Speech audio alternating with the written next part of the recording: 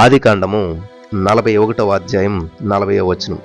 నీవు నా ఇంటికి అధికారివై ఉండవలను, నా ప్రజలందరూ నీకు విధేయులైందురు, సింహాసన విషయంలో మాత్రమే నేను నీకంటే పైవాడనయ్యుందునని యేసూపుతో చెప్పాను. స్తోత్రం దేవా సర్వోన్నతుడా, సర్వాధికారి. ఈ సమయంలో నీ యొక్క వాక్యాన్ని ధ్యానిస్తూ ఉండగా మాతో మాట్లాడి మమ్మల్ని అందరినీ బలపరచమని, నజరేయుడైన యేసుక్రీస్తు నామములో ప్రతి వారికి వినగల చెవి గ్రహించగలదు అనుగ్రహించమని యేసు నామములో ప్రార్థించిన మేము పొందుకున్నామా పరమ తండ్రి, ఆమేన్. హల్లెలూయా. మన దేవుడు అద్భుతాలు చేసే దేవుడు, మన దేవుడు ఆశ్చర్యకార్యాలు చేసేటువంటి దేవుడు. ఈ రోజున మీ జీవితంలో దుఃఖంతో మీరు లేచి ఉండొచ్చు, ఆర్థిక సమస్యలతో మీరు లేచి ఉండొచ్చు, అప్పుల సమస్యలతో మీరు లేచి ఉండొచ్చు, అనారోగ్యంతో మీరు లేచి ఉండొచ్చు. కానీ దేవుని వాక్యం సెలవిస్తుంది తెలుసా? ఒక వ్యక్తి ఉన్నాడంటండి, ఆయన ఆర్థిక సమస్యలతో లేచాడంట, ఐశ్వర్యవంతుడిగా పడుకున్నాడంట. ఒక వ్యక్తి ఉన్నాడండి, బానిసగా లేచాడంట, కానీ గొప్ప అధికారిగా పడుకున్నాడంట, గొప్ప ఐశ్వర్యవంతుడిగా పడుకున్నాడంట. ఆ వ్యక్తి ఎవరో కాదు, యోసేపే. ఇక్కడ 41వ అధ్యాయం 40వ వచనంలో చూసినట్లయితే యోసేపు గురించి సెలవిస్తోంది. నీవు నా ఇంటికి అధికారివై ఉండవలను. ఒక బానిసగా లేచాడంట, అధికారిగా పడుకున్నాడంట. ఈరోజు నీ స్థితిగతులు మార్చడానికి దేవుడు సిద్ధంగా ఉన్నాడు. నీ స్థితి ఏదైనా సరే, నీకున్న అప్పు ఏదైనా సరే, నీకున్న రోగం ఏదైనా సరే, నువ్వే పరిస్థితిలో లేస్తున్నావో నువ్వు లేచినట్టుగా నువ్వు పడుకోవు. హల్లెలూయా. చూద్దాం. ఆదికాండం 41వ అధ్యాయం 14వ వచనంలో చూసినట్లయితే, ఫరో యోసేపును పిలవనంపెను, కాబట్టి చెరసాలలో నుండి అతని త్వరగా రప్పించిరి. అతడు క్షౌరం చేయించుకొని మంచి బట్టలు కొట్టుకుని ఫరో ఎద్దుకు వచ్చాను. చూడండి, ఇక్కడ యోసేపు ఇప్పుడు లేస్తూ ఉన్నాడు, ఎర్లీ మార్నింగ్ లేస్తూ ఉన్నాడు. యోసేపు లేచేసరికి అతని జీవితం ఎక్కడి నుంచి? చెరసాలలో నుంచి లేస్తూ ఉన్నాడు. యోసేపు మేలుకున్నది బంధకాల్లోంచి మేలుకున్నాడు.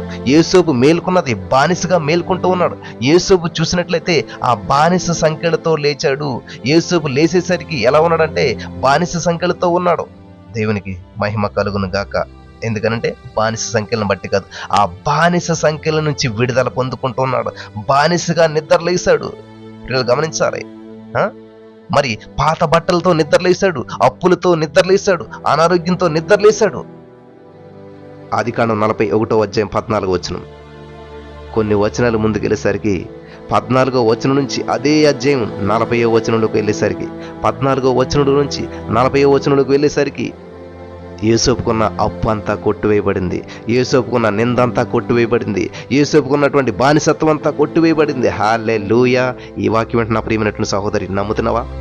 దేవుడు సెలవిచ్చాడంటే ఒక్క నైట్లో నీ జీవితం మారిపోతుంది, ఒక్క రోజులో నీ జీవితం మారిపోతుంది, ఒక్క రోజులో నీ భర్త మారిపోతాడు, ఒక్క రోజులో నీ కుటుంబం మారిపోతాడు, ఒక్క రోజులో నీకున్నటువంటి హాస్పిటల్ బిల్ అంతా దేవుడు కొట్టేస్తాడు. హల్లెలూయా.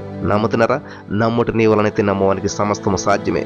యేసోబు జీవితం చూసినట్లయితే మరి ఎంతో శ్రమలు అనుభవించాడు, ఎంతో కాలం శ్రమలు అనుభవించాడు, ఎంతో కాలంగా జీవితంలో ఊహించని పరిస్థితులు గుండా వెళ్ళిపోయాడు. ఎంతో కాలం, ఎన్నో సంవత్సరాలు కష్టాలు అనుభవించాడు, ఎన్నో సంవత్సరాలు నష్టాలు అనుభవించాడు, ఎన్నో సంవత్సరాలు నిందను అనుభవించాడు. కానీ ఒక్క రోజు లేచాడు, శ్రమలతోటే లేచాడు, బాధలతోటే లేచాడు, నిందలతోటే లేచాడు, బానిసగానే లేచాడు. ఈ రోజున మీ పరిస్థితి కూడా అలా ఉండొచ్చు. ఎంతో కాలంగా శ్రమలు అనుభవిస్తూ, ఎంతో కాలంగా బాధలు అనుభవిస్తూ, ఎంతో కాలం నిరుద్యోగం అనుభవిస్తూ, ఎంతో కాలం వివాహం లేకుండా, ఎన్నో సంబంధాలు వచ్చి, మ్యాచెస్ వచ్చి చెడిపోతూ, ఏది కుదరకుండా, మరి ఎంతో అప్పుల సమస్యలతో, ఎన్నో అనారోగ్యాలతో మీరు పడుకుని లేచుండొచ్చు. ఈ రోజు కూడా ఎప్పటిలాగానే లేచుండొచ్చు, కానీ ఈరోజు మీరు ఎప్పటిలా పడుకోరు. ఈరోజు యేసేపు లేచాడు, 17వ సంవత్సరం నుంచి శ్రమలు అనుభవిస్తూనే వస్తూ ఉన్నాడు. ఇలా గమనించాలి. 17వ సంవత్సరం నుంచి ఇంటి నుంచి బయటకు వచ్చాడు. 17వ సంవత్సరం నుంచి అన్నదమ్ముల చేత నిందించబడ్డాడు. 17వ సంవత్సరంలోనే గోతులో వేయబడ్డాడు, జైల్లో వేయబడ్డాడు, శ్రమలు అనుభవించాడు, నిందలు అనుభవించాడు, చేయనటువంటి నేరాలు ఎన్నో అనుభవించాడు. కానీ ఎన్నో నిద్రలేని రాత్రులు గడిపాడు, ఎంతో కష్టాలు అనుభవించాడు. కానీ లేస్తూ ఉన్నాడు, బానిసగానే లేచాడు, బంధకాలతోటే లేచాడు, బాధలతోటే లేచాడు. కానీ అలా పడుకోలేదు ప్రియులారా. బంధకాలతో పడుకోలేదు యేసేపు, బానిసత్వంతో పడుకోలేదు. అన్నిటి నుంచి చూడండి, ఆదికాండం 41:14 చదువుతాను. ఫరో యేసేపుని పిలవనంపించెను, కాబట్టి ఎక్కడున్నాడండి ఇప్పుడు యేసేపు? చెరసాలలో నుండి. హల్లెలూయా. అతని త్వరగా రప్పించిరి. బానిసత్వంలో నుంచి రప్పించారు, బంధకాల్లో నుంచి రప్పించారు, క్షౌరం చేయించారు. హల్లెలూయా. ఈ రోజున నీకున్న అప్పులన్నీ కూడా క్షౌరం అయిపోతూ ఉన్నాయి. ఈ రోజు నీకున్న అనారోగ్యం క్షౌరం అయిపోతుంది, కటింగ్ అయిపోతుంది, అది తుడిచివేయబడుతుంది, అది కట్ చేయబడుతుంది. హల్లెలూయా. దేవునికి స్తోత్రం. హల్లెలూయా.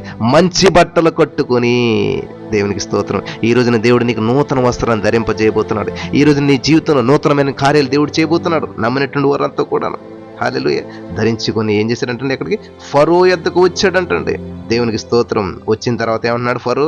41వ అధ్యాయం ఆదికాండం 40. నీవు నా ఇంటికి అధికారివై ఉండవలను.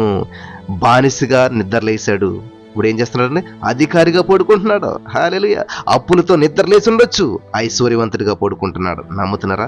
దేవునికి స్తోత్రం. నా ప్రజలందరూ నీకు విధేయులైందరు. ఒక బానిసకి విధేయులవుతారా? ఇప్పుడు అధికారి అయిపోయాడేనా? విధేయులైందరు. సింహాసన విషయంలో మాత్రమే నేను. దేవునికి స్తోత్రం. కాబట్టి ఈ రోజున ఈ యొక్క వాక్యం ద్వారా నీతో నాతో దేవుడు మాట్లాడారని నమ్ముతున్నాను. మీ పరిస్థితి ఇలాగా ఉందా? అప్పుల్లో, అనారోగ్యంలో, నిందల్లో, సమస్యల్లో లేచారా మీరు? కానీ అలా పడుకోరు. మీ జీవితంలో గొప్ప అద్భుతం చేస్తాడు. యోసేపుగా చేసిన దేవుడు నీకు నాకు చేయడానికి సిద్ధంగా ఉన్నాడు. నమ్మిన వారంతా కూడా పొందుకుందరు గాక. ఆమేన్.